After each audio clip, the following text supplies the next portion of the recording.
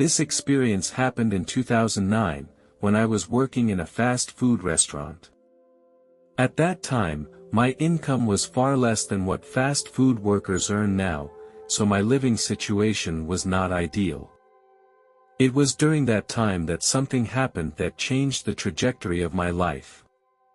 That night, one of my coworkers took a leave of absence and my supervisor decided to let me fill in for him. An hour into the shift, I encountered a customer with a bad attitude. He approached the register and ranted loudly, claiming that his order was missing one item and asking for free compensation. According to the company's rules, I asked him to present the purchase receipt. However, the customer told me that he had not received a receipt. I noticed that he smelled strongly of alcohol. I remained patient and tried to explain to him. But the customer became more and more irritable. He suddenly grabbed me and tried to pull me away from the checkout counter.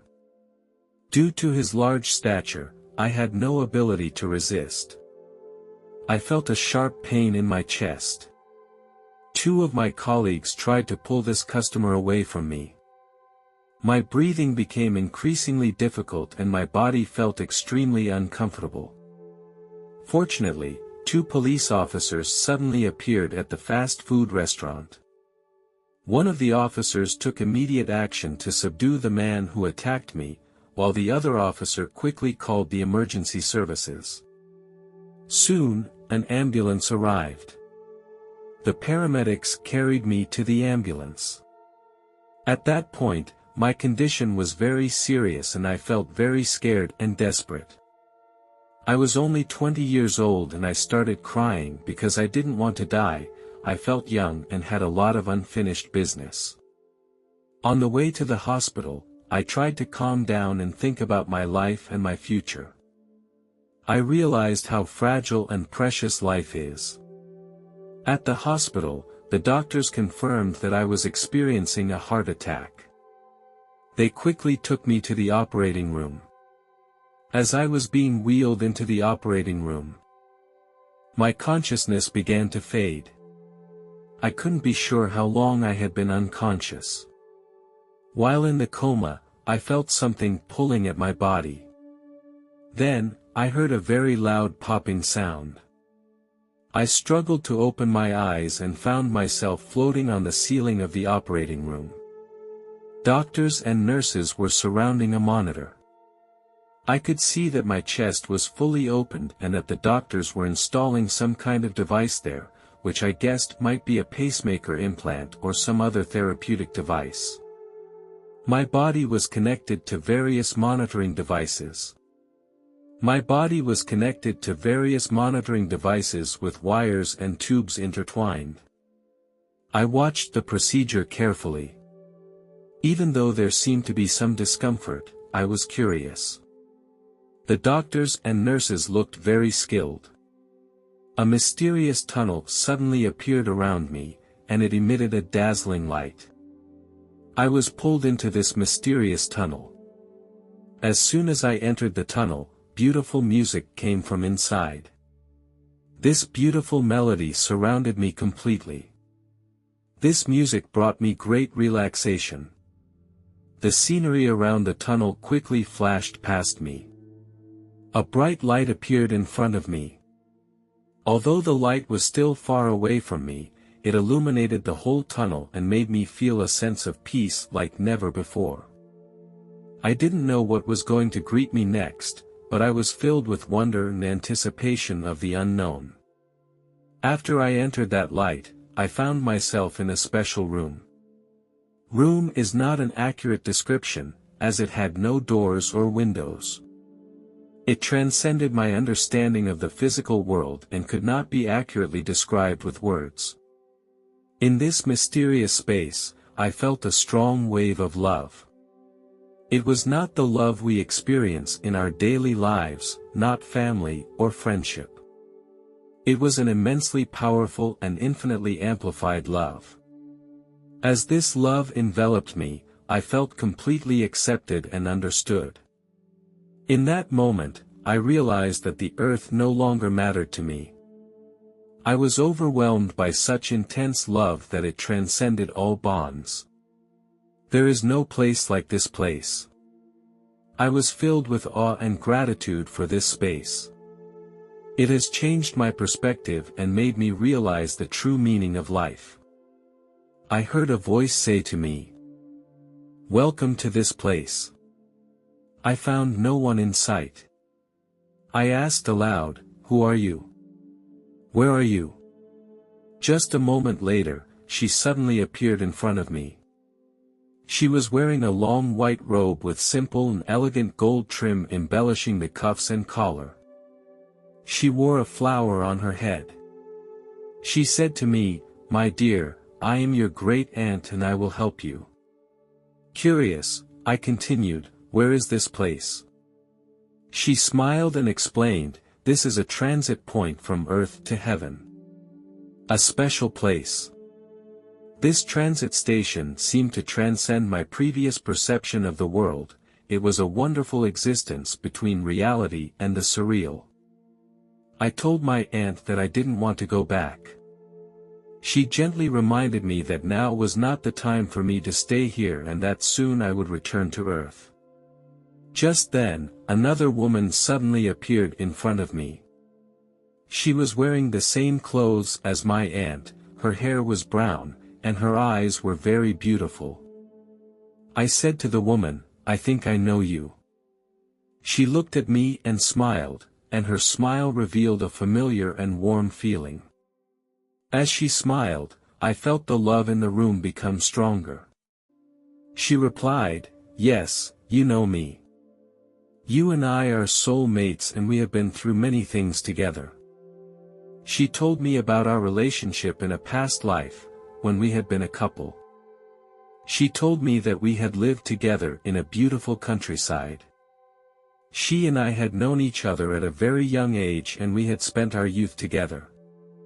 We decided to come together and become each other's partners when we were 19 years old. Our life was simple and full. Despite the lack of material affluence, we were filled with deep emotions and understanding.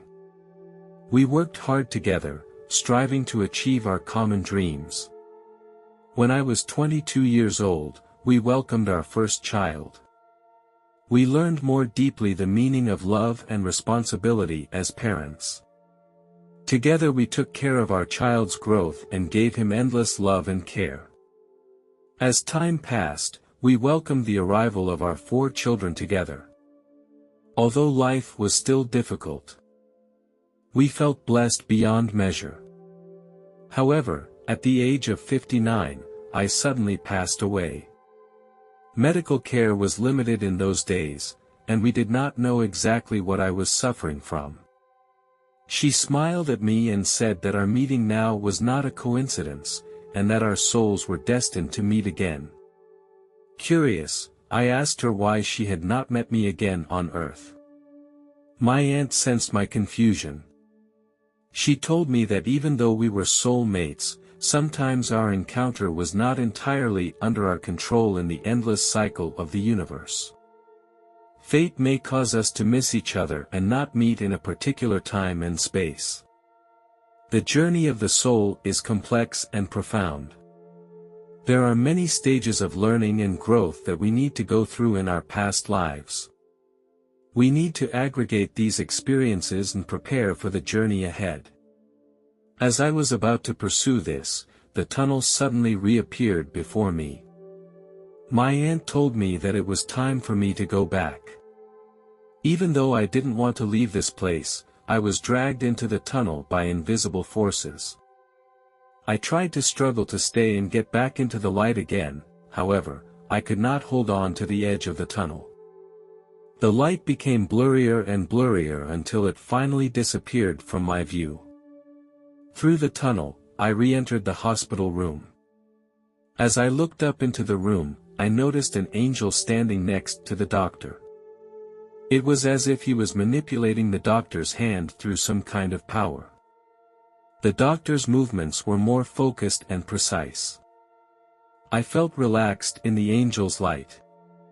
I understood that I had been given a special blessing, regardless of the outcome of the operation. The angel said to me that you must grasp back into the body or you will lose this opportunity. I felt the urgency in his words, and I had to act quickly. I stared into the angel's eyes and said, "Please help me get back into my body. I understand the preciousness of this opportunity and I don't want to lose it." The angel nodded. He reached out his hand and gently touched my forehead. And at that moment a warm energy penetrated my whole body. I felt myself slowly begin to return, and my consciousness and body gradually merged together. I tried to concentrate and fully integrate my consciousness into my body. I felt the beating of my heart. I knew I was returning to the real world, to that body I knew so well. Darkness enveloped me, as if time had stopped. When I opened my eyes again, I found myself lying in another room. My body felt sore, as if I had experienced a strenuous workout. In the weeks that followed, I chalked up that experience to drug-induced hallucinations. Because it seemed so unreal, I couldn't believe for myself that it was actually happening. One day, when I was visiting my mother, I asked her if I had ever had an aunt. My mother pondered for a while and then told me that there was indeed an aunt, but she had passed away before I was born. I was shocked. I had never heard any stories about her. I told my mother that I had seen my aunt in another world. I described my aunt's appearance in detail. My mother chose to believe my words. She admitted that the character I described was very similar to my aunt's facial features. This fact surprised us both. This conversation reinforced my belief that the experience was not a hallucination, but a real one. I am grateful for my mother's understanding and acceptance, and her support gave me the courage to pursue my inner truth. From then on, I believed that my experience was real. It was a unique journey.